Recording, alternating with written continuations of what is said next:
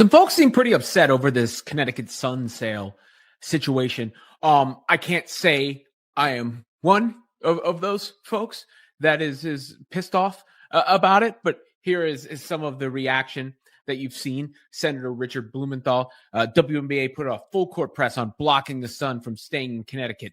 Deeply harmful to fans that live and breathe basketball. DOJ should investigate and stop such anti-competitive interference. Look, let's unpack this for a second, right? So the Connecticut Sun, we're going to be sold to one of the owners of the Celtics, right? Like that was DeWanna Bonner didn't just read a headline, she felt the door slam in real time. A franchise she bled for suddenly treated like a disposable asset, and the league didn't just allow it, they blocked the one move that could have saved it. This wasn't just business, this was a clear rejection of the momentum building around Caitlin Clark, and a direct hit at the players and fans who built this from nothing. Let's unpack this for a second, right? So the Connecticut Sun, we're going to be sold to one of the owners of the Celtics, right? Like that was agreed to. And that I get. Like Boston, WNBA team, Boston sports fans, region remains the same, even if it's a different location. Like I understand, I guess, being pissed that didn't go down. As far as the Connecticut Sun themselves, I don't think that team had much juice relative to the rest of the league. Let's just be real about it. It was not a destination. Picture this, a $325 million deal sitting right there ready to flip the entire future of a franchise, a Boston ownership group ready to turn the Sun into a major market powerhouse and give players like DeWanna Bonner the spotlight and resources they've earned. And what does the league do? They shut it down, claiming process over progress while ignoring a hungry fan base already in place. It was not a destination. It was not one of those teams, you know, if you're another team, you get excited about playing, you're circling on the calendar. And the facilities were not up to par. They're sharing courts for kids' birthday parties and stuff like that. And in this new CBA, that's part of it, is making sure all the facilities are up to par. So just keeping it status quo, I get why that wasn't the case. Just even moving, somewhere in Connecticut, Hartford was another suggestion. But with the ownership change could have been the upgrades. So that's one argument. Behind the scenes, the situation in Connecticut is worse than people think. While the rest of the league is upgrading and evolving, the Sun are stuck sharing courts with birthday parties, trying to operate like a pro team in a setup that looks like a rec center. You've got stars watching the Caitlin Clark boom bring millions of eyes to the game while they're practicing in conditions that don't even match the moment. Putting in that bid. But you can see the other side of it as well if you're, I think, fairly looking at it. The WNBA's case would be that they tried to skip the line, more or less. That's essentially what they said.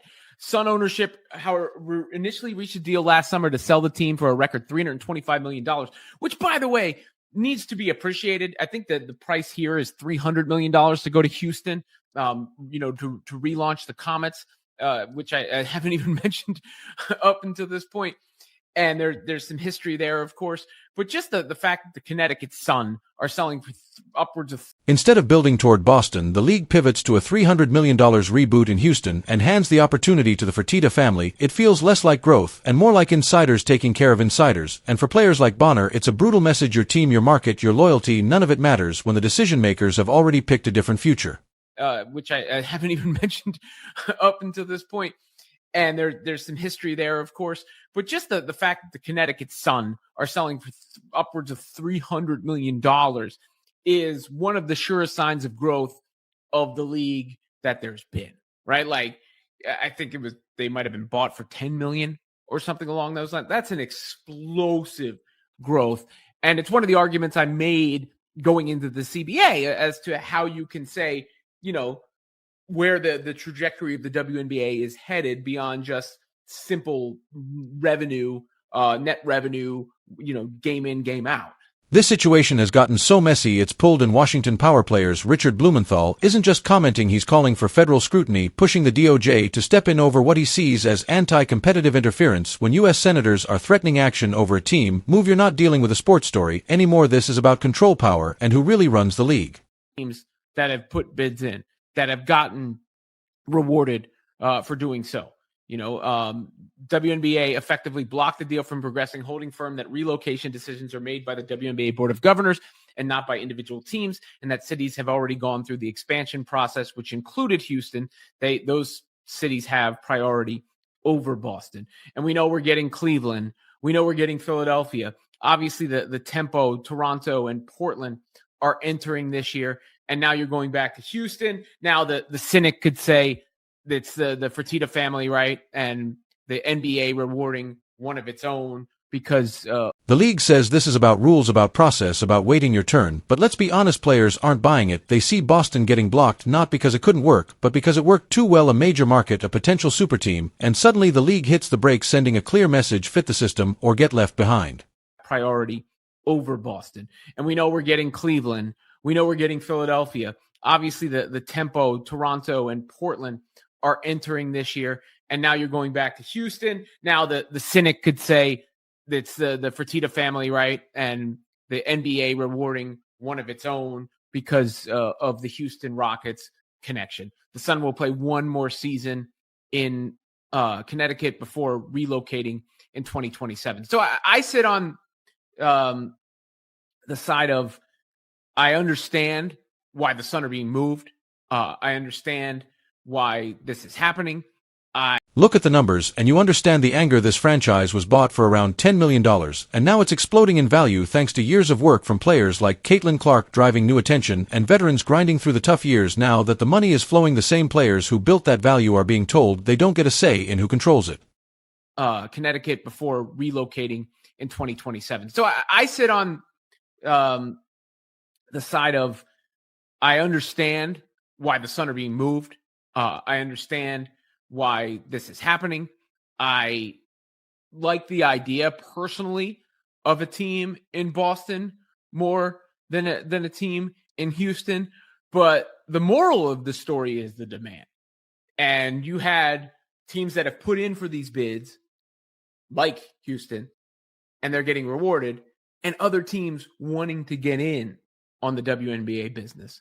And ultimately, I think this entire situation is unfolding right at the worst possible moment. CBA talks are heating up, and every decision the league makes is being watched under a microscope. Players are no longer just asking for better pay, they are asking for power, for voice, for real influence over the future of their careers. But what they are seeing instead is a system that still keeps control locked at the top of the ladder when the league blocks a high-profile Boston deal. It doesn't just look like a business decision, it looks like a message, and that message is simple: decisions will be made for you, not with you. Players like DeWanna Bonner are not blind to what that means. If ownership can be overridden, if relocation can be dictated, then how much control does a player really have over their own future? Critics keep repeating the same line, that the Sun are not a destination, that they don't carry enough league-wide appeal, but that argument starts to fall apart when you look at the reality. This is a franchise that has competed, built culture, and stayed relevant even when the spotlight was elsewhere, yet they are still being treated like they are temporary instead of established. Now the tension is building because this is no longer just about one franchise or one relocation, it is about precedent. If Boston, a major market with serious backing, can be shut down, what does that say to every other potential investor or every other team